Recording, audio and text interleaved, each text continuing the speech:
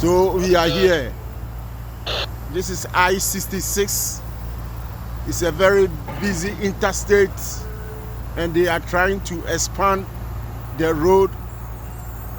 So we are here trying to help them to lay these piles. You see the piles we've been laying. It's a big wall that they're going to construct. So we are here working, trying to make some money.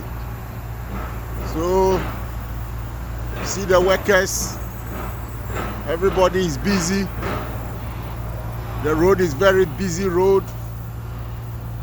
So I mean, that's what we do. We work every day to make some money. So I guess I have to go back to work, and I will talk to you later.